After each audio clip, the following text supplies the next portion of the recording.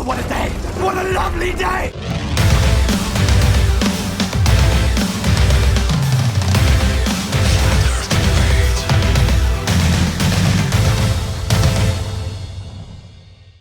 Welcome to Flat Earth Debate Live. I'm your host Nathan Oakley, and if you are new to this channel or you've not done so already, then be sure to subscribe and hit the bell notification icon to keep up to date with the Flat Earth Debate. If you'd like to join the community debate, then go to nathanoakley.com and check out the Flat Earth Debate forum. If you'd like to support the channel, there is a super chat that runs alongside each of these shows while they are live. There's also a PayPal, Patreon and crypto link in the info box below the video. Most importantly, if you'd like to join the discussion, simply mute the page you are currently watching, then click the link in the info box below this video to join the panel and express your views on the shape of the Earth. If you do join, please don't swear. If you do, you'll be ejected, and if you are, please don't try to rejoin the stream using sock accounts. You'll be warmly welcomed back on the next stream. Please also share the show on social media. Sharing the show obviously increases the live audience, but this in turn increases the chances of a more diverse panel. So please share the show. And one last time, if you're new to the channel or you've not done so already, then be sure to subscribe and hit the bell notification icon to keep up to date with the Flat Earth Debate. Now we are joined by Chocolate Saiyan and Ranty Flat Earth. Welcome to both of you. Howdy. Howdo. Howdo. Where's Chucky? Is he there? He's on mute at the moment. He's at work though, so I'm sure he'll come off mute when he gets an opportunity. Hello. What's up, guys? What's up, Chucky? How's it going? Not too bad. How are you? Cool. How come you get to have time off work? Be at work and still participate? Oh, because I usually work with my hands, so so that's why I got a Bluetooth in. So I work and I debate. Okay, fair enough. Why not?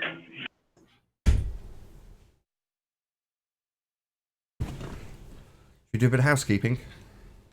Nah. Nah? What do you mean nah? Yeah. Go on then. How you doing, Sleeping Warrior? Just in time for housekeeping. Any signs of curvature? Absolutely none. Earth curvature, you mean? Yeah, of course. Should have thought. Hey, Paul. No, there is no sign of Earth curvature, Nathan. It's all optical. Yeah. Hey, Paul. How you doing? Good. How are you? Very well indeed. Any signs of axial rotation again of the Earth-based variety, Ranty? Hell no. No. Right, scientific evidence of gravity. Oh. Scientific evidence of what? There is a claim. Not bad, not bad. There's a claim. Yeah, there is a claim. Oh, excellent. Let's hear it. Did you anybody miss Globebusters, or did we all watch it last night? Oh, I saw it. I know you were going to talk about this, Riley. Yeah, I knew you were going to talk about it. Okay, too, I didn't, so you'll have to fill me in. Okay. So on Globebusters last night, Bob made some assertions without any evidence whatsoever other than his hunch. Now, to be fair, he is and was spitballing for the most part.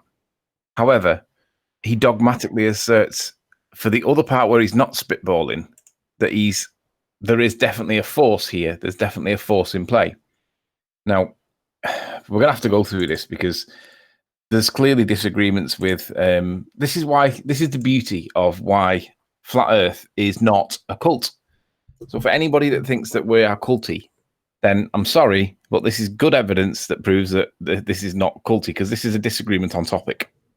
And it's going to be done properly, because Bob can be a little bit sensitive about people that disagree with him. So I'm going to do it as nice as possible so that I don't cause any rifts, okay? How dare you? Bob is about as conciliatory as it is when it comes to things like this. Whoa, say that again. How dare you? Bob is completely amiable. I don't know how you can ever suggest such a thing. Sure.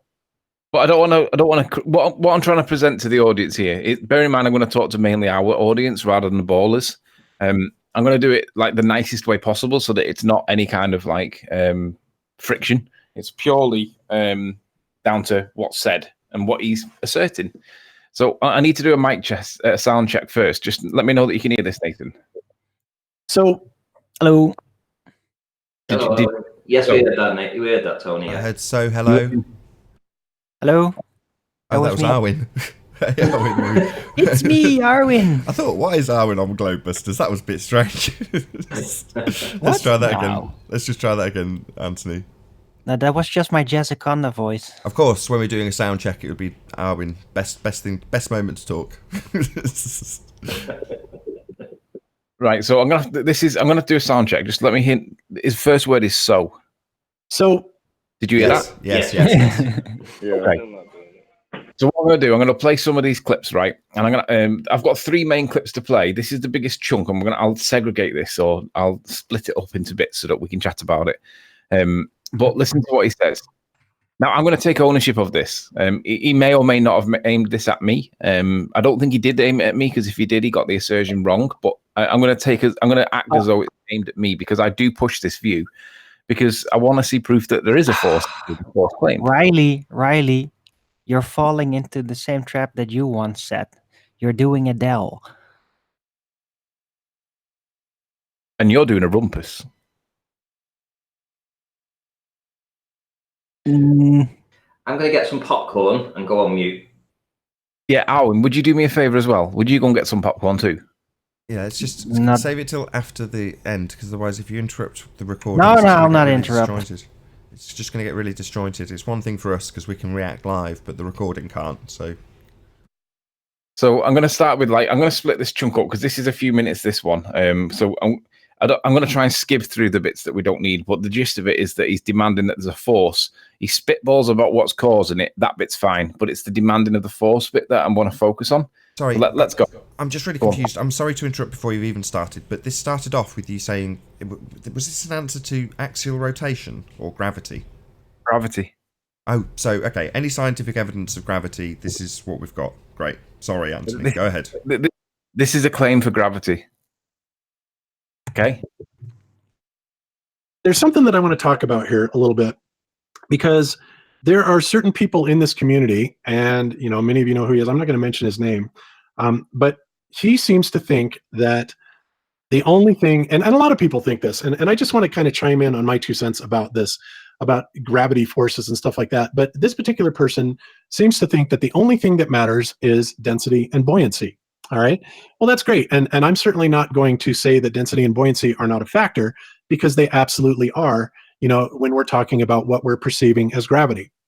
Now, as I have said many times before and started saying, I don't know, I think damn near from the very first episode of Globebusters, 4 years ago, that, the density and buoyancy argument works great, but there is still something that is determining up from down. Now, the minute he said this, I realized that this is... Now, I don't know whether he's aiming this at me or not, because I do push this view, but he's not got the assertion right. I don't say that density and buoyancy is it. That isn't the assertion. The phrase that I use is relative density, because basically this does explain everything. It explains the acceleration. It explains the direction, the so-called direction. But he says that there is still something that is defining up from down. Well, the thing that defines up from down, if I pull up my thing here, here we go. So this is a definition for vector. Now, Bob knows this, but I don't think I think he's forgotten it. If you're a vector in maths, right, a quantity having direction as well as magnitude, especially as determining the position of one or more point in space relative to another. What was that, Nathan? I think that was from your own equipment. You're feeding back or something. Oh, it might be me feeding back, because I'll have to knock that off. Hang on.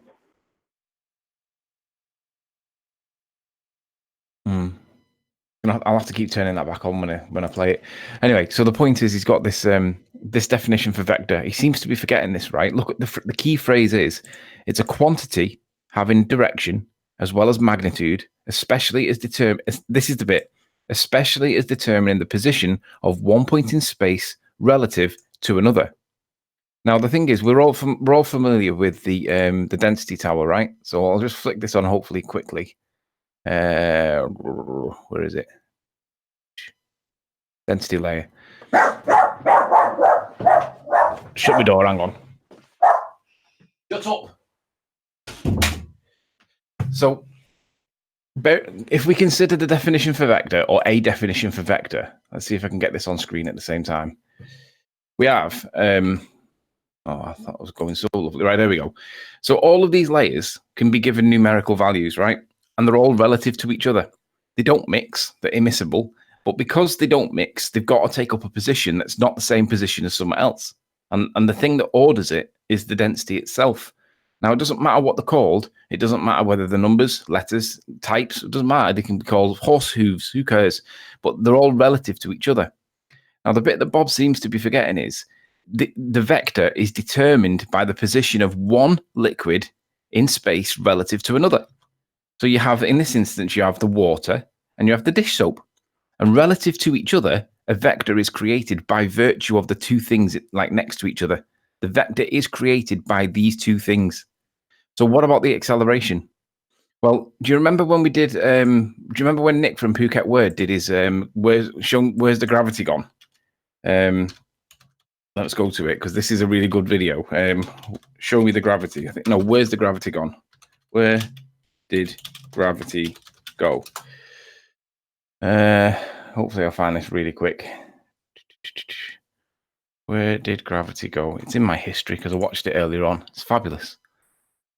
Go on, quick. Shout out to Gary Awesome. Oh, where is this video? There we go. To have us been. Shout out, retracted.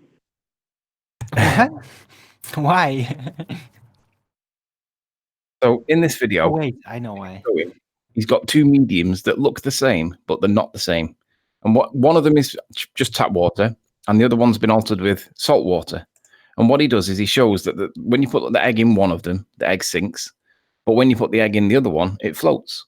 So we know the density of the egg is constant, but we can tell by virtue of what the egg's doing that the medium are different. That both mediums are not the same because the egg's not doing the same thing.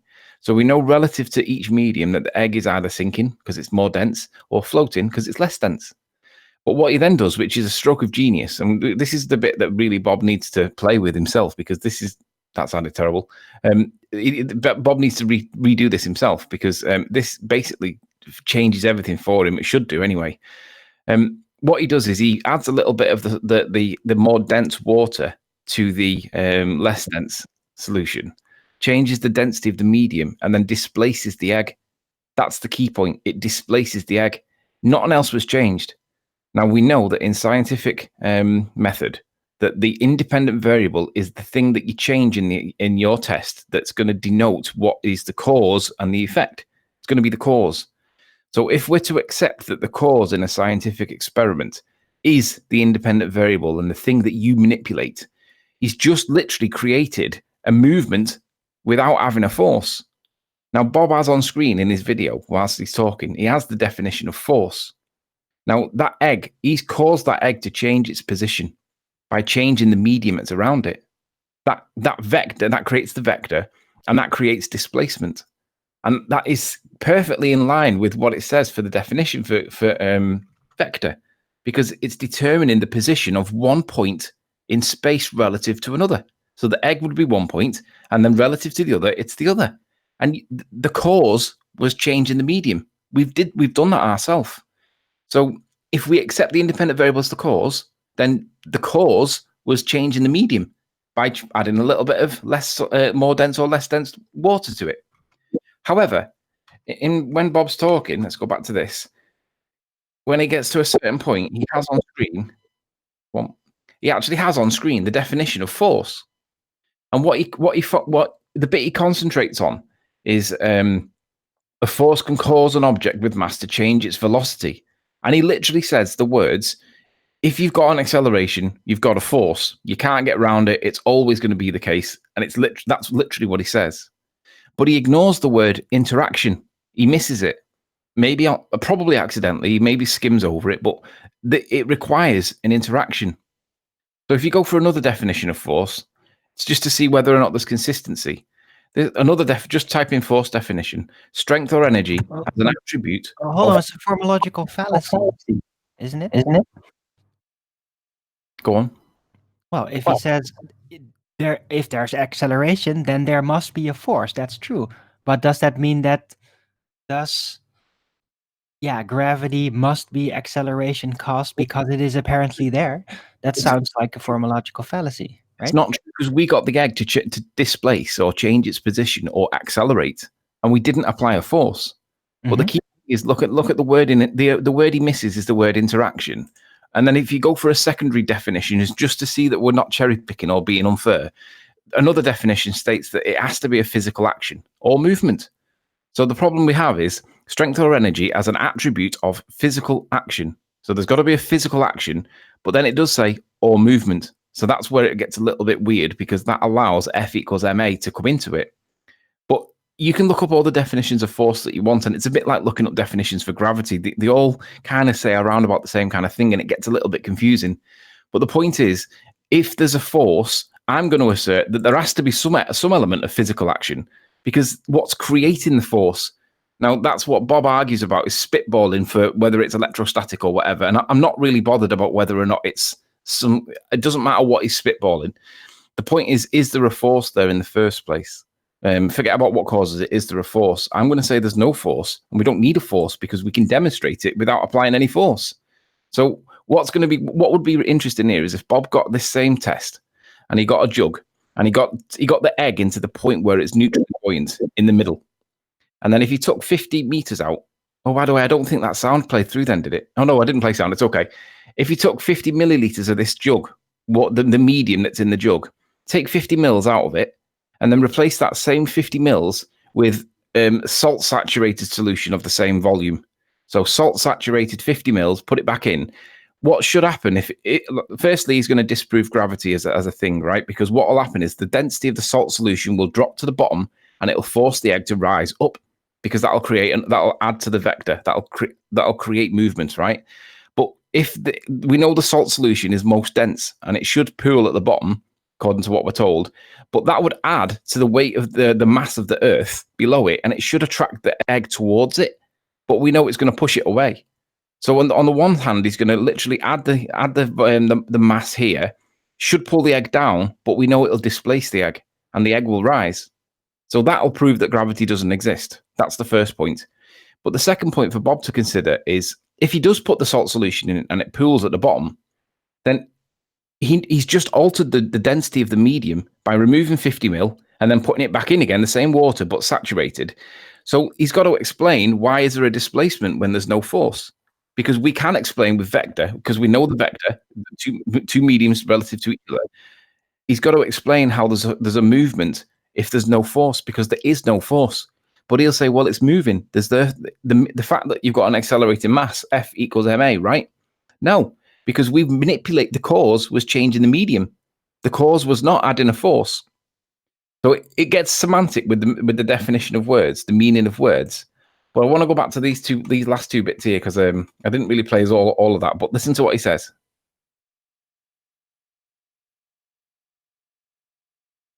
No sound. Ooh, okay. So it's going to be that. It's one of them two.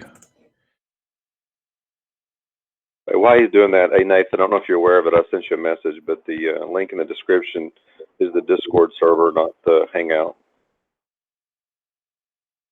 Okay, thank you. Anyway, that's all I'm going to say about this. But the bottom line is that gravity, whatever it is indeed a force, right? There has to be a force that is applied that causes this acceleration, right? You cannot have acceleration without a force, right? So density and buoyancy by themselves are not going to cut it.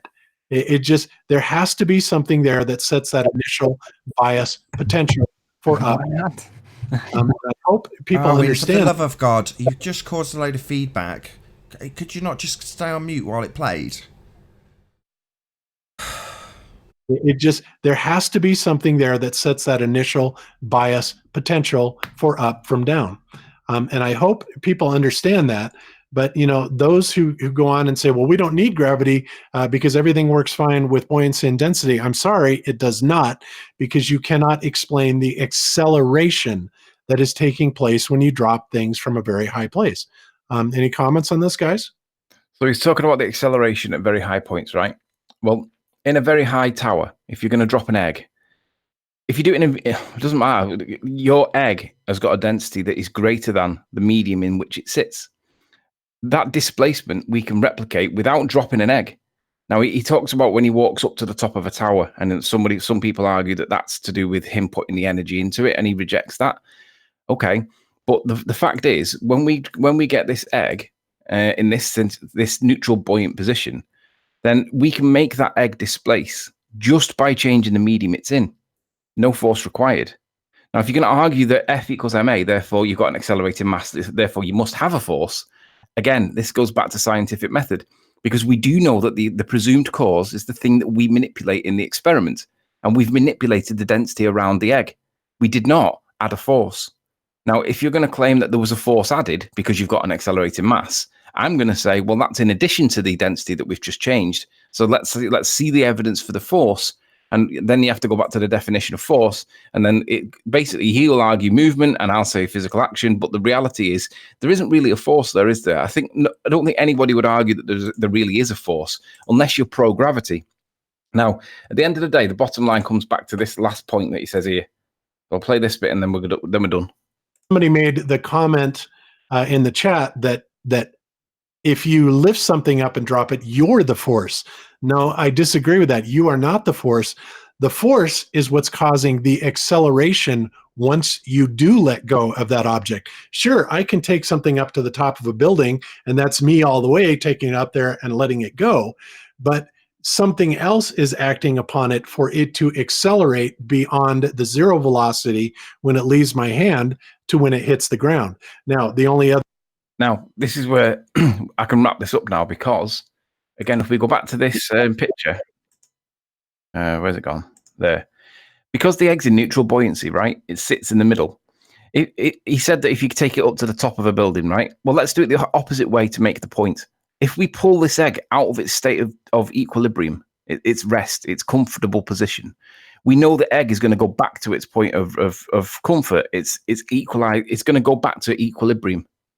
What we're doing when we move something up or down, we are moving it further away from its point of equilibrium. So when you take an egg up to the top of a building, or in this case, we pull the egg back down again and let go of it, it's going to rebalance itself out. And we know the cause of it is relative density. So Bob's right on the one hand when he says density and buoyancy doesn't go far enough. But he's wrong on the other hand when he says you need to have a force. There needs to be a force, because you don't need to have a force. If there's a force in this, evidence please. But what we can demonstrate is relative density. We can demonstrate the vector is caused by the relative densities. We can make them displace because we do it. We are the cause. That's what the scientific method states, and that's where the evidence points. But what Bob should do, see, this has got like 70, whatever this unit is, 70, I don't know if it's fluid ounces, 70 fluid ounces. If he took 10 fluid ounces out of this jug, replaced it with saturated salt solution of the same volume, and then put that back in so the water level went back up there, that egg would be pushed upwards. But the more dense mass should be down here at the bottom, because we know that's what will happen. And then that should add to the Earth's mass. So the egg should be attracted towards it. You disprove gravity immediately. But Bob would need to explain why the egg would displace upwards when he changes 10 fluid ounces of water and replaced it with saturated salt solution, because he is causing that by changing the medium. He's doing it. Where's the force? If you're going to claim there's a force, demonstrate said force, because we can demonstrate the medium. Anybody got any views? Yes. Sorry, Arwin, go on. Yeah, thanks for rambling on like that. Jesus, that's like 2 years all over again. Okay, yeah, there is a force. It's part of the relative density. It is part of the mass. It is what is actually varied in the supposed gravity test, right? The mass. It has force that inherently appears when a disequilibrium point is reached. It happens. That's the force. There is definitely a force causing the displacement, and it is inherent to the density of things. The density offset is what causes the displacement, an acceleration, and that is a force. There is a force, Riley. It's just not a force field applying to all things, and that is what they presume. That is what Arwen, God presumes. Arwen, my question is, where is that force before the medium around that egg is changed? What is the force doing? Or does It's it in have to equilibrium. be It's in an equilibrium. It's right? not So then, applying when force. they change the medium, when they add or take away the salt, the egg moves, right? Yeah, So and what? as So Bob that suggests, when there is motion, when there is displacement, there is a force. That is what is the force is causing the displacement. It's just simply inherent to matter that it has so that. you're saying it the does force that. doesn't appear or affect the object until the medium is changed? Right, until don't- it becomes in this equilibrium state. So then how can we ever find out what the force is if all we're doing is changing the medium? We can never. We can just determine Oh. that there is force, and we can directly relate it to the relative density theory and not presume that it is some kind of a field that penetrates everything and pushes everything down. That's not the case. It's simply a force that springs forth. When matter is in a relative density disequilibrium state and it has maneuverability, then force appears into being in that thing and displaces it until the equilibrium point within the relative density spectrum has been found, has been achieved. I'm done now. I mean, it does make sense, but at the same time, I don't see changing just the medium prove the force. I mean, maybe it's just me. I don't know. Okay, can I summarize What this? Go ahead, Paul. Oh. Go ahead. Force at an equilibrium does not exert any motion, in response to chat. What if it's we're kind of looking at this in a different way, or maybe we're looking at it wrong. Like when you pull the balloon down, in a way, you're kind of adding energy or kinetic energy to the balloon. Then in a sense, the energy is released. And so, like when you're pouring the water into, or that solution into the container, you're actually adding some level of kinetic energy because of the. I don't know if you know where I'm going with this, but it's not a force. It's just you're applying energy to it. Because I looked up the definition of energy, and one of the definition. Here, I'll share it so you can see what I'm talking about.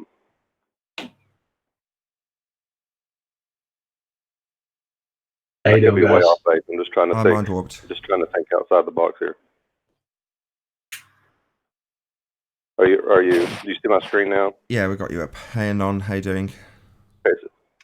What's up, Nathan? So Go ahead, Paul. what is energy explained? What is energy explained?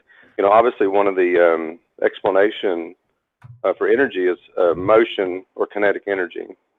Do you see what I'm going? So instead of we're thinking about a force, but it finds equilibrium, and that means that there's potential energy there, but there's no kinetic energy. You know, but once you apply anything to that, whether me lifting it up, I'm actually applying kinetic energy to that object.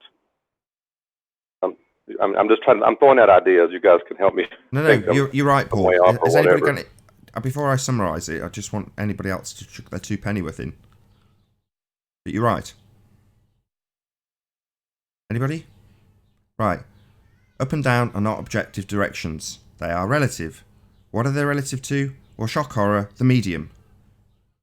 Generally speaking, unless someone can tell me between now and when I finish this statement with one of the pictures on screen, generally things are in equilibrium, or at the very least trying to find equilibrium and very quickly find it. Now, all of the examples I heard were picking things up and dropping them off buildings, quickly to then disregard the fact that they've been picked up and taken to the top of a building.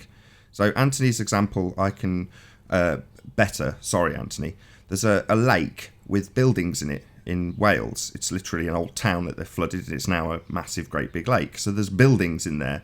Now you could go in your scuba kit with your egg, go to the top of a building, hold it out, let the egg go, and it would go up.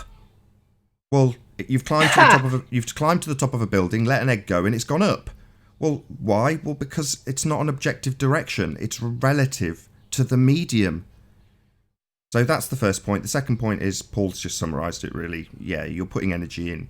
Simple as that. Unless you can show me where there's a disequilibrium, generally speaking, I don't see eggs falling to the ground as a natural tendency. Generally, as a natural tendency, things are in equilibrium until you force them out of it. Any other scientific or otherwise evidence of gravity? Nope. Perfect. Any evidence of the distance to the sun? No. Nope. I was going to say, a pretty good argument you could say to the whole like egg dropping theory is like, say if you had a ball full of atmosphere or air in your hand and you let it go into the atmosphere, which is the same density, what's it going to do? It's just going to stay exactly where you left it. So it's density, isn't it? So the egg, obviously it's denser, it's going to fall. Is that what you're getting on? Is that what you mean? Not really. Show me this falling egg. Where do we generally observe things falling? Where does this naturally occur? You could say rain, and I could say condensation or humidity rather. There you go. It's not going down, is it? It's going up. Oh right. You know that's not. Yeah. But other than that, you show me where there's stuff tending to fall towards the ground. How about leaves and branches and? Oh right. So I'll go back to the ocean bed. Something's growing on the ocean floor, a leaf, so to speak. It breaks off. Does it go down or does it float to the top? I'm not sure. That depends on its density. It depends on the medium. So it's relative. Also? So we're not talking objective directions. We're talking relative directions. Right. Well, it depends on both the medium and itself. So we don't need to concern ourselves with attributing a force to a relative direction now, do we? That's absurd. You can argue about this all day if you like, Arwin. This is one of those things. Comes into being. I'm not suggesting there is a gravity force field applying constantly. I'm just saying there's force manifesting as soon as something is out of equilibrium. Saying the same things that you've been saying for about 18 months. No, I'm at peace with I'm this. not. There is no need to attribute a force to a relative when it is relative. Displacement is part of relative density theory, and it is the force that actually drives the motion, the displacement. In which direction? That's this absolute direction of down that we have? Oh, we don't have one. Towards its equilibrium. Very simple. Towards equilibrium. That's not down then, is it? I'm not claiming it is down. Well, what are we talking about then? The force of what? The force of the displacement.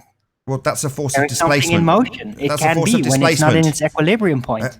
You're talking in double Dutch. That's the displacement itself, isn't it? For some things they go down, others they go up. So there is a force. Arwin, I've just said, you might be triggered about this because you're just I'm not triggered about anything, well, stop Nathan. talking over me then. Why are you talking over me then? I didn't interrupt while you said the same thing 6 times. I sat and patiently listened. Now I'm talking, and you want to talk all over me. Yeah, we're not in any rush to assign a force to a relative direction. It's simply benign. It's not needed. There is no need. So when you say, well, there is a force, the force of it going to its equilibrium, well, which direction would that be? Oh, it doesn't have one. Yeah, that's the point here, isn't it? We're talking about the force of down, which we don't have. Doesn't it go in a direction then? What Never? Direction relative to what? Relative That's to the not the question. Direction. Yeah, the direction's relative to the bloody medium. That's exactly the question. That is the question because it move away from it doesn't have an absolute direction. That's the point. I'm not asking about a direction. I'm just asking, is it moving away from where it was? Yeah, that's what Anthony covered right at the start. Yeah, so you can assign a vector, not an absolute down. And then give that Arwin, why are you doing this? Well, you're putting words in my mouth. I'm not. I'm just talking. Down, you down. I'm just say down. Talking.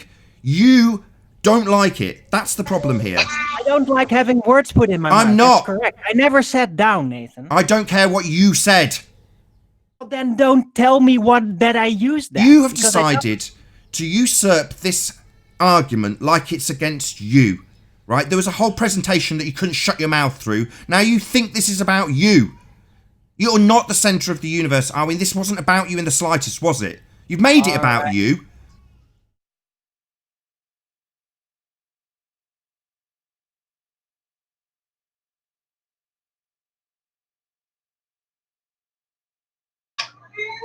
Are we still here? Yeah, Arwin just buggered off when it was pointed out that he's completely hijacked this point made about him. So, to summarise, yeah, there is no objective down. Sorry, down is not an objective direction. It's a relative direction. That's what we're talking about, relative density. So you can't just say this will go down, because it's not necessarily the case. Ah, for Jesus wept. Mind warped. Yeah, sorry, I just muted. I'm very sorry. Moving on. Hey, McDonnie for you. How you doing?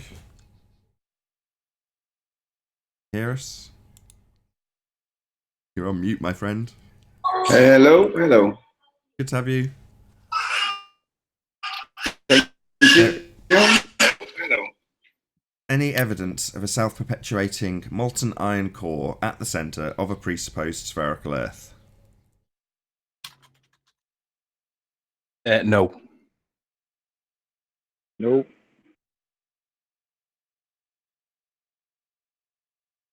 Any evidence that you can have gas pressure without a container? Well, Blue Marble Science guy's done a response video recently. Have you seen it, Nathan? I don't watch this garbage. Yeah, I get to see it here though, which is nice. What's his response? Was that the one we're, this is is the that the one same we're talking dude. about the other day with the long tube going up the side of his chimney? Right. And he had butane gas? That's the one. Yeah, yeah. Response. He's done a response, and basically what he's saying is, but in your video of Ballbusters number 5, I think he was referencing, he said specifically that, well, John demanded that it was a sealed unit, and I've got an open unit, so therefore you can have gas pressure next to a vacuum container or gas pressure without a container. Now, what he's doing is he's swapping the point that John's making initially with the point that he makes secondary. John's point is first, how do you have gas pressure without a container? That establishes that you have to have a containment.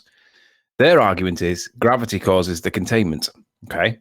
We can demonstrate gas pressure in a container, but they can't demonstrate gravity to cause anything, because you have to ask them, well, what gravity are you referencing? Are you referencing Isaac Newton stuff that was superseded by Einstein stuff? Or are you referencing Einstein stuff? But either way, you still can't demonstrate gravity causing anything. But they all think that it's proven, and he thinks that we've got to disprove gravity because it's been proven that many times over, and it's accepted by everyone. But he switched the burden of proof against us. We're asking for the proof for gravity, and we're using the atmosphere because it's a strong argument to demonstrate that we can demonstrate pressure with containment, but you guys cannot demonstrate gravity with containment, and that's our point. But what he does is conflates that point against the idea that he had an open pipe. He conflates that point with his secondary point, which is that he had an open pipe. And when he had his open pipe, he was happy to tell us that it didn't really move much over 3 hours. And he quotes John for saying, if I come back to the sulfur hexafluoride after 3 or 4 hours, it'd all be gone. And he was dead pleased that he used 3 hours because he's directly referencing John. What he's not doing is he's not comparing the two tests, because the sulfur hexafluoride was demonstrated in the fish tank that's got a massive surface area and a shallow pool, with his pipe that's got a very tiny surface area and a massive depth to it. So you're not going to get much entropy out of the pipe. But because he's conflating the two terms, he's saying that John's moving the goalposts, and it's basically John's being dishonest by pointing out that it needs to be sealed when we live in an open environment. But he's missing the point that the two separate points, they're not connected, but they are part of the topic. So basically he says that in short, he says that basically we can have gas pressure without containment in the atmosphere. That's it. And the second point is he says John demands that it's a sealed container, but we have an open system. So he's contrasting that point, but he doesn't realize that that kills it because entropy does apply. And if we have an open system, the pressure from Earth would bleed into space pretty much immediately. So he's just not getting it yet. I don't know whether he deserves a response video, but his video was quite well done, to be fair. He's obviously thought about it. He's just not realised that it kills his own argument in doing so. The guy's a bit struggled. Not really. We're asking for the gas pressure without the tyre, right? This is akin to someone giving a tyre a slow puncture and going, look, I've come back 3 hours later and it's still got pressure inside it. It's like, no. We want to see the gas pressure without the container. So without the tyre, we want to see the gas pressure existing around the rim, if you like, of the wheel, but without the rubber bit around it, not with a slow puncher. Which you can't do. Yeah. He hasn't thought about his video response properly. He has done a video response. It is worth watching. And I did comment on it, but I don't know I don't think I'm going to respond to it because he hasn't realised the fallacious point that he's making actually works against him. But I'm sure John will be happy to have a go at that probably later on in the second show. Well, I'm just happy to. Like I said before, sorry. No, you go ahead, man. Like I said before, my chair is so squeaky, so if it is going through my mic. Because he's using butane, which is 1 point times heavier than air, plus the additives in there, because butane by itself has no smell, so they add additives so you know it's there, so you don't go and light a cigarette and blow yourself up. You know, he's injecting that into the bottom of that pipe. That air that's already going to be in that pipe, just from natural occurrence, is going to basically act like a cap anyway, creating a closed pressured area, and its fastest escape is through that tube at the bottom that he attaches to the pressure monitor. So it's a flawed video. It's just proving a container of gas pressure. Yeah, a gas gradient, and he's also failing to. The point I was making with the is based on a large surface area. The entropy that comes from a very small, like what is it, a 3.5 inch pipe or whatever it was. The pressure, the entropy that comes as a result of that is minuscule. It would take you days for it to disperse, but it will disperse. But do it in a fish tank and let's see how that goes. Yeah, in a fish tank it would go straight away. I mean, that tube, if he came back the next day, there'd be no pressure in there because it would have escaped eventually. But just because of the density of the two gases, it's basically capped. You know, there's no difference between him capping the end of that pipe or having the oxygen that was already in that, or the atmosphere that was already in that pipe, and then injecting the butane at the bottom, which he did. It's the same thing. It's in no way, he's utilised relative density, demonstrated that you can have gas pressure gradients in a container, and that's it. The entropy effect might have been slowed by virtue, as you point out, the massive surface area of the pipe, the container he's using, when he utilises the pressure gradients, and as you put it, a more dense gas at the bottom. But entropy is still going to take effect, all the same. I mean, I said this, like you say, he's all chuffed that he's got 3 hours. It's like, well, that's an equivocation. We were talking about sulfur hexafluoride, again, a massively increased density of gas, man-made, I might add, that they put in a fish tank, as opposed to your equivalent of a slow puncture. You know, you've got this massive, great big tube with a huge surface area, an open top, and then a more dense gas at the bottom. So you're skewing it to make it seem like the tiny opening at the top is equivalent to a curved surface with no sides. Because in terms of what you're trying to create in terms of an equivalent, you're trying to create the equivalent of that fish tank without the sides and a curved bottom. Well, that's in no way equivalent to a tube with a massive surface area and a differing gas in terms of its density. You know, no, that's not the same. What we want to see is gas pressure without a container. I thought we made it really clear. Yeah, he's claiming that his pipe is not containment. And I'm like, dude, pipe is the operative word. He doesn't get it. He thinks he gets it. What's he measuring? Tell them to do it with, What's like, on the needle, Anthony? 2 meters worth apart. What's on his needle that's attached to the container? Containment. No, the needle. What's it measuring? Pressure. So it's measuring PSI. I'm not sure what unit it was in. Anybody? Probably would have been. Let's assume it's measuring PSI. Yeah. Well, it might be bar. It doesn't matter what name we attribute to it. It's measuring the amount of pressure put on the walls of the container. That's what it's measuring. How much pressure is this butane putting onto the walls and onto this needle? Well, that's how you get the pressure measurement. It's measuring the force on the walls of the container. So we need to see that needle not attached to a container, even if you've got one that's managed to force a cap through relative density. Yeah? Well, what do for you? Nice, well done for actually supporting our argument. But you've definitely got a container. That's what the needle's measuring.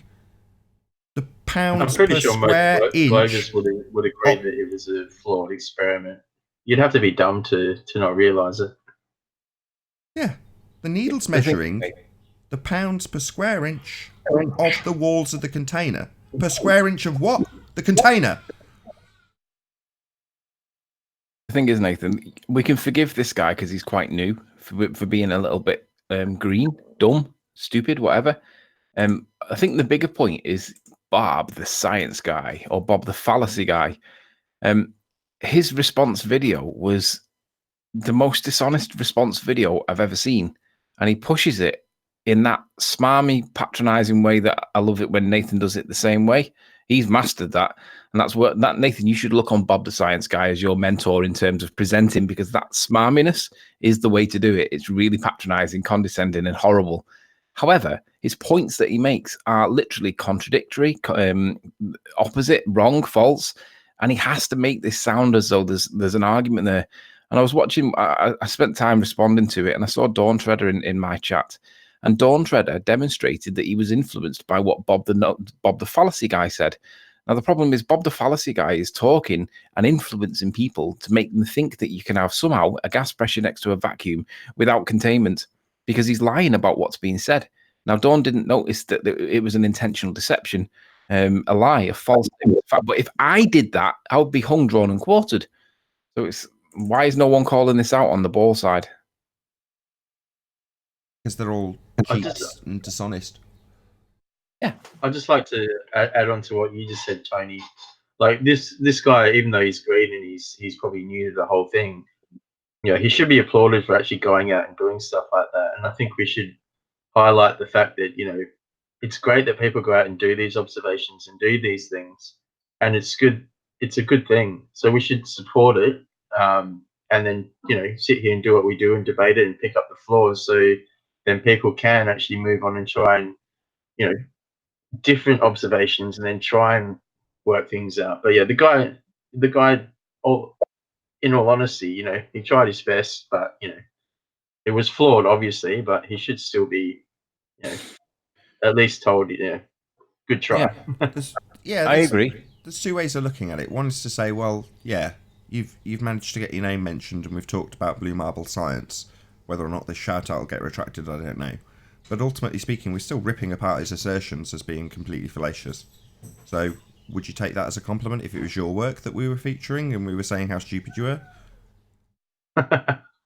I think there's an onus on the ballers to correct this guy. I mean, there's been a few things recently that we've pointed out that people like conspiracy cats should be pointed out, that if you don't manipulate your independent variable in a scientific test that you're claiming proves something, then you're not actually complying with scientific method. But conspiracy cats knows that he can't comply with scientific method when it comes to the shape of the earth, because he'd be out of a job if he did. So I at least understand with him that he can't do that. However, the Rumpus hasn't got a job to protect. The Rumpus should be calling things like this out. Jeremy Gempanda should be calling things out, because if you don't comply with scientific method, it's pseudoscience, and there are errors being made on the ball Earth side, which of course they project onto us in some way, flip it against us, and then basically laugh at us in some way. End of the day, if it's not scientific method compliant, guys, it's pseudoscience, it's fake science, and the ballers are committing that crime. And it's like, why aren't ballers calling this out? They should be self-regulating themselves because they claim peer review process and all that. Where's the people on the baller side going to challenge or tell Blue Marble Science that he's not getting this right? Bob the Science Guy absolutely needs calling out by ballers because he's contradicting himself and he's misrepresenting, giving false statements of fact. Why is this being ignored? Come on, ballers. Are you not intellectually honest enough to call out your own?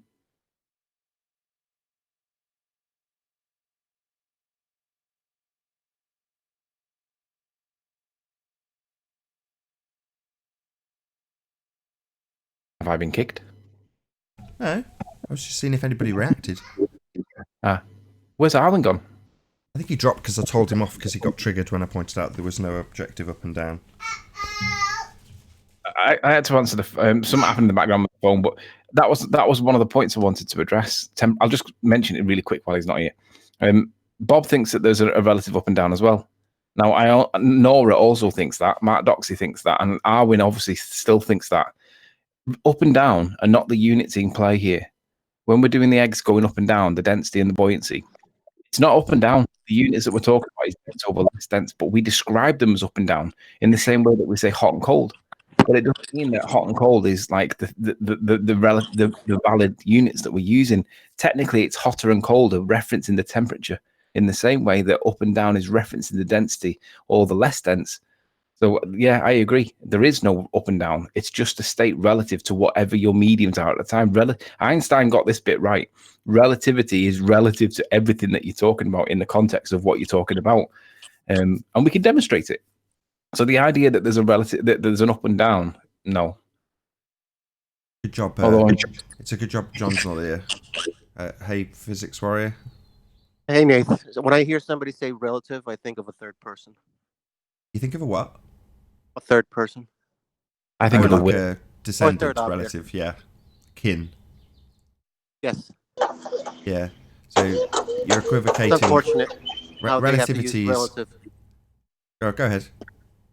Well, Nathan, it's kind of interesting how you have to use relative to make this type of explanation. I mean, I get it. This up and down. Relative to what? You know what I mean? And for this particular model that we're supposed to be on. Relative to the densities in question. Yeah. Even the density. Okay, so the relative density in question right now is due to the concept of up and down, and that's all they have is just up and down. I mean, if we're going to identify this omnipresence of this force, whatever this G word is at, it should have this omnipresent all over, no up and down. Although I find it as a phenomena that we're going to use this particular force, this acceleration force or density is down. So I'm not happy with that because we have a relative in there. Can I ask the question maybe along those lines? Maybe wouldn't it be a better question to say, or like, why do denser things move towards the ground or towards the earth or whatever you want to term it, and less dense things move away from the earth towards the sky? Yeah, you're referencing what you should be referencing is the mediums that they're all relative to. So, for example, the egg that's in that neutral buoyancy position, it isn't moving towards either earth or sky. It's sat in its neutral buoyant position because its density is equal to the medium in which it's in. But if you then say, oh, look, it's moving down towards the center of the earth, I'm going to say it's just moving to its state of buoyance, like it's looking for its equilibrium, and it's displacing because it's in a state of disequilibrium. That's why it moves.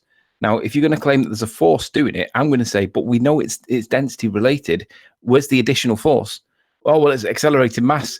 No, the accelerated mass isn't the force. It's just a state of disequilibrium relative to the medium it's in that shouldn't be where it is. Do a quick shout out to Agent Dubsky for hitting the super chat ages and ages ago. Thank you very much indeed for your support. Really appreciate it.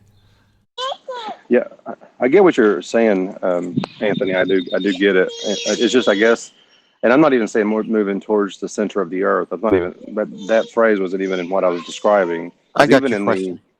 Paul, you want us to walk off the ball and find out the way how density is different from the altitude versus locally on the ground. The only way to find that conceptual idea is we have to walk off the ball and not assume that there is a center, which is the whatever they're pre-indicating other than the only proof that we have right now is these magnetic ley lines and nodal points. How I perceive to look at it actually is that these ley lines and nodal points in this physical reality is like no different than a rebar and a cement mix, creating the shape of whatever building it is. But however, these ley lines are below the dirt, and they do have effect with our electronics, our compasses, and a strong possibility that we're actually why we're stuck here on the ground. So I mean, just how I see it, like a UN map, like an actual it's everything's like flattened out, and you see all those grid points, those axes, or degrees. I could see it in that model, and then if I were to actually be on a plane or top of Mount Everest, I could see it. I mean, that our weight or our density should be a lot lighter because we're physically off the landscape of the Earth. That's my opinion, Paul, and I hope that kind of fits that answer fits your question. I guess in a way, but I mean, I guess I'm really talking about. I guess direction is a bad word. I guess maybe the better way to describe it would be why would they order themselves? Why do denser objects order themselves in such a manner where the denser things are towards the ground and the lesser denser things they order themselves in that way? Because and I'm not implying a force. What's that? They don't like staying in a state of disequilibrium. The order is ranked by the density value, and it's the desire for them to find equilibrium for whatever reason, because gravity shouldn't be selective over when it finds like its relative state. Gravity should apply always, but it doesn't. It seems to not apply with helium balloons. And also remember as well, Newton's third law. Newton's third law states that for every action, there's an equal and opposite reaction. We always forget about that law when we're talking about the relative density or gravity or whatever, this topic, because every time there is a movement of any kind, there is an equal and opposite re-movement that we never talk about. So that balancing act itself tells you that gravity can't be what's going on, because gravity can't affect just one. It has to affect them both. And with that, I'm going to say a huge, massive, enormous thank you to all of today's debating panel for making this live debate possible. If you are watching on Nathan Oakley, then stay tuned, as there will be an after show to follow. Also, of course, a massive thank you to all of you in today's live audience for liking, smashing the super chat, commenting, sharing, subscribing, all that good stuff. I've been Nathan Oakley, and I'll see you all in the next video. Oh, what a day! What a lovely day!